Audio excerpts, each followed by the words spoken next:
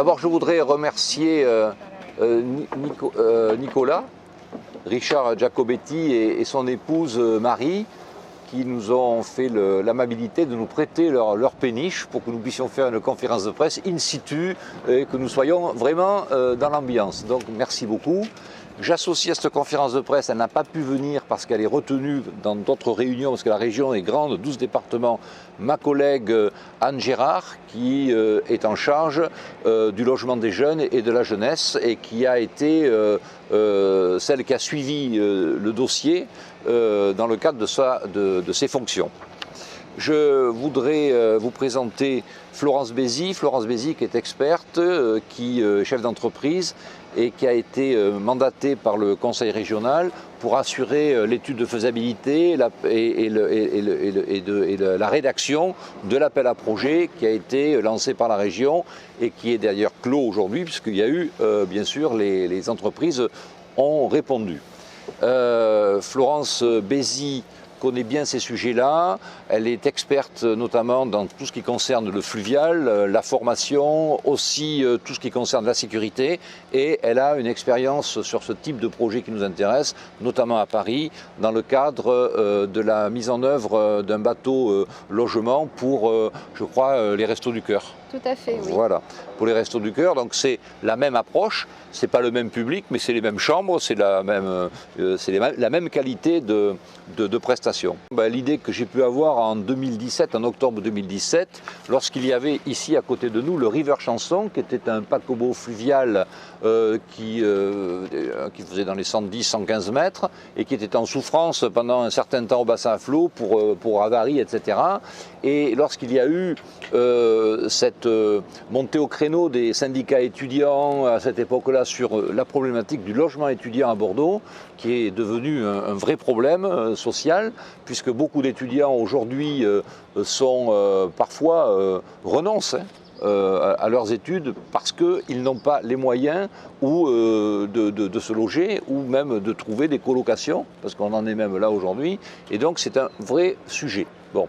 J'ai rencontré donc mon président, le président Alain Rousset, je lui ai parlé de cette idée, il m'a dit mais c'est une bonne idée, on va lancer une étude. Et donc la région a donc mandaté ses services et les services ont mandaté Florence pour faire l'étude de faisabilité. L'idée est de proposer à des équipes qui ont répondu, qui sont souvent formées par un bailleur social, et un gestionnaire de logement étudiants, voire foyer de jeunes travailleurs, etc. Sachant que l'objectif est bien sûr de loger des étudiants, mais dans une mixité avec des apprentis, des jeunes travailleurs, de manière à ce qu'il n'y ait pas forcément que des étudiants universitaires dans ce bateau. L'objectif est donc, avec cette équipe, c'est d'aller chercher un bateau qui ferait entre 70 et 85 mètres et qui pourra accueillir une cinquantaine de logements, chambres et toilettes, enfin un cabinet de toilettes avec douche, etc., sanitaire, et avec des lieux partagés, des lieux communs, comme il y a dans beaucoup de foyers de jeunes travailleurs, pour des tisaneries, des salles de télé, enfin, de manière à ce qu'ils puissent... Restauration, enfin, etc. Alors, il faut savoir aujourd'hui... Excusez-moi, c'est un seul bateau? Aujourd'hui, c'est un premier bateau. D'accord. Alain Rousset a dit, ça serait bien que ça puisse être duplicable. Donc ce type de logement, il est bien sûr, il y a une nécessité absolue, c'est qu'on puisse l'acheminer par voie maritime et fluvio-maritime et le mettre sur un point d'eau. Ça peut peut-être exister à La Rochelle, ça peut pourquoi pas exister à Bayonne, ça peut exister sur des Rochefort, enfin sur des secteurs où il y a un besoin de logement pour les jeunes, puisqu'il y a des universités maintenant ou des IUT un peu partout, dans les grandes villes de la façade atlantique, La Rochelle notamment. L'objectif est de trouver une solution innovante pour des coûts relativement modestes. Une opération de ce type peut coûter entre 2,5 millions et 3,5 millions en fonction de la dimension du bateau et nous arriverions à des coûts de location qui serait entre 300 et 350 euros par logement, alors qu'aujourd'hui, la location moyenne du logement étudiant à Bordeaux est de 580 euros, ce qui est quand même assez onéreux. Il est déjà choisi? Non, il y a plusieurs bateaux qui sont identifiés. Et ça sera l'équipe. En région parisienne ou ils sont là en Hollande même, je crois. Alors, qui se trouve sur la communauté européenne, il faut un bateau qui soit déjà homologué avec un certificat européen de façon à avoir le moins de problèmes administratifs au final. Donc, sur la communauté européenne, on a identifié plusieurs bateaux. Donc, ce sont des bateaux type bateaux de croisière fluviaux. On est bien d'accord, ce ne sont pas des péniches. Les péniches sont un peu petites. Donc là, ce sont déjà des bateaux qui ont été en activité pour de la croisière, voilà, qui ont déjà donc leur chambre, leur propre chambre, qui vont être réaménagés pour pouvoir convenir au mieux aux étudiants. C'est-à-dire que c'est réaménagé par la collectivité publique ou c'est les personnes qui vont louer les bateaux qui vont devoir réaménager?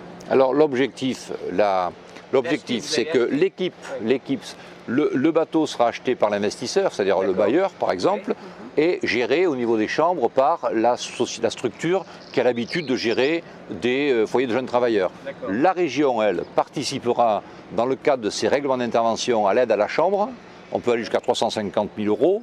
Et il y aura aussi, pour cette opération innovante, une subvention qui sera spécifique à cette action, pour aider au démarrage de celle-ci.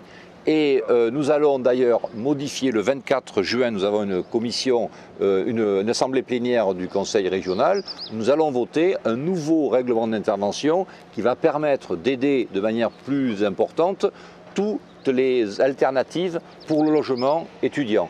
Ça peut être des bateaux, ça peut être des conteneurs, ça peut être des conteneurs sur des barges, ça peut être des quantités de types de logements, mais de manière, ce sont des logements alternatifs qui de toute façon, par rapport aux bateaux sur lesquels nous travaillons, coûtent 4 à 5 fois moins cher que 50 chambres en dur bâties dans un bâtiment type qu'on a l'habitude de voir. Mais le port est prêt à jouer le jeu pour justement aussi participer à ces solutions innovantes pour que nos étudiants et apprentis, jeunes travailleurs ou stagiaires eh bien, puissent se loger dans Bordeaux. Si l'investisseur est propriétaire du bateau, est-ce que vous avez mis des garde-fous en place dans je ne sais pas si vous serez lié par une convention avec la région, mais Alors il y aura une convention qui se signera d'abord avec le port et le propriétaire pour les AOT, etc., etc.